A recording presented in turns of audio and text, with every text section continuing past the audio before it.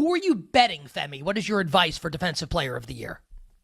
Yeah, we outlined the criteria, the compass that you want to be using to find your way to the winner in the last segment. If you missed it, make sure you check it out in podcast form. But let's get into the guys that I like. The real deal contenders, in my opinion, for this award before the season starts. This isn't to say that these are the only guys that can win. It's just these are the guys that I would consider betting before the season starts, or at least maybe one of them. Aiden Hutchinson, the favorite, has to be on the list because I do believe the Lions' defense will be improved just based on the fact that they'll be healthier this year than they were last year, especially in the back half of the season. The way that Hutchinson's been playing in training camp, all the reports out of Detroit, it sounds like he's even better than he was prior to the leg injury that he had last season against the Cowboys. So Hutchinson, of course, is one of the guys. He's the favorite. Will Anderson Jr. at 12-1. He is another real deal contender, in my opinion. Awesome pass rusher. Texans defense is supposed to be really good. Also, rave reviews about Anderson coming out of Texans camp that he might be even better than what we saw over the last couple of seasons. Nick Bosa is on this list as well. If he can stay healthy, Robert Saleh now is a defensive coordinator. I think that's a guy who has big-time pedigree, already won the award a couple of seasons ago. And then Jalen Carter, who everybody says like this guy is like the next guy in line at the defensive tackle position, and I agree with it. We all watched the games over the last 2 seasons. Incredibly talented for a top-notch defense in Philadelphia, coordinated by Vic Fangio. Why can't they be the best defense in the league? I mean, secondary is the big question mark there, but if the secondary works and Fangio kind of puts his magic on that thing, this defense might be as good as what we saw a season ago. So those are the real deal contenders. Amongst that group, the guy that I bet to win DPOY, it is Will Anderson Jr. at 12-1. I think Houston has the cleanest path to being an elite defense. They were kind of in the conversation with Denver last year, like, all right, who's the best defense in the league? I think they're going to be in that conversation once again this season.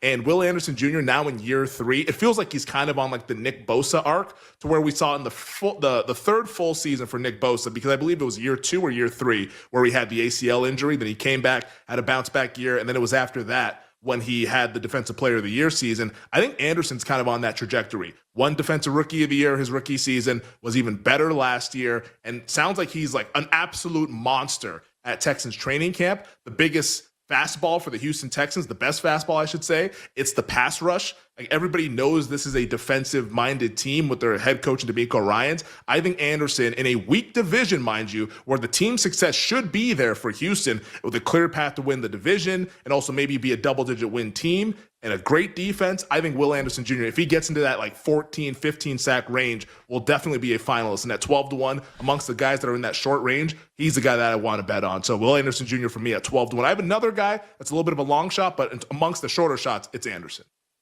All right, so that begs the follow-up question, right? Will Anderson is the guy towards the top of the board at 12-1 for Femi. Femi, who's the guy a little bit further down the board for Defensive Player of the Year? Yeah, there's a couple of fun long shots at 50-1, which kind of get everybody excited about that because like it's always cool to bet some 50-1s out there. Fred Warner has to be considered. It's a little bit tougher for off-ball linebackers to win the award. Like, it's been a while since we've seen an off-ball linebacker win DPOY. Like, I have him on a list. I have not bet him. But Fred Warner can definitely win because obviously I think he's known as like the best off-ball linebacker in all of football. But the guy that I will be betting before the season starts to pair up with Will Anderson Jr. is Kyle Hamilton of the Baltimore Ravens at 50-1.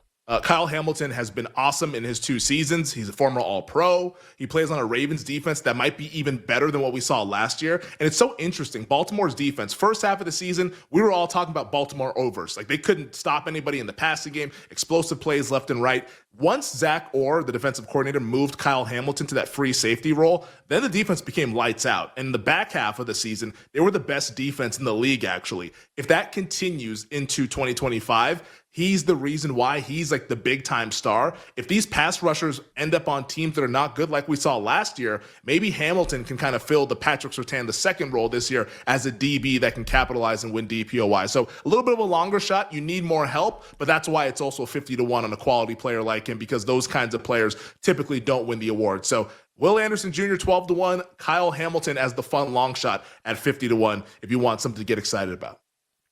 Anyone else worth talking about right now in Defensive Player of the Year? Or do you want to move on to Defensive Rookie? Yeah, lastly, I'll say this about some of the heavy hitters that I have not mentioned here. My issue with them, and I have them under the guys I'm skeptical of list, Micah Parsons at plus 750, might be the best defensive player in the league. Cowboys defense and the Cowboys team success, like that aspect is very flimsy. Like we don't know if this is going to be a good team or not. And Parsons right now also he's not on the field. Like he has a contract, but he's not on the field. And we've heard numerous guys say in those holdout seasons, they're not quite like themselves. So I would steer clear of Micah Parsons at plus 750, especially a price that's that short. Myles Garrett plus 850, pretty self-explanatory. The team sucks.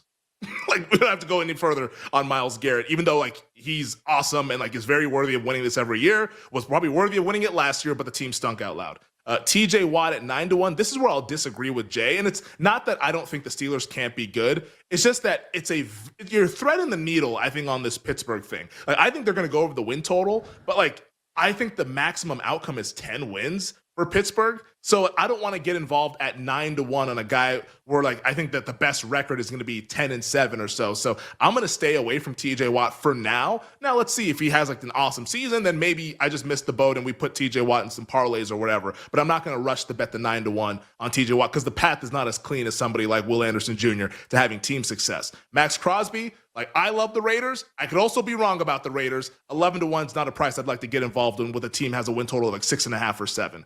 And like Jared Verse, same situation with Puka Nacua. The quarterback is an issue with the back injury. If the Rams aren't good, I'm sorry, Jared Verse, you can't win the award. Other guys fit that mold as well, but those are I think the big guys I know a lot of people have been talking about for DPOY that I would steer clear of when you factor in the price and what has to happen for them to have the path to team success.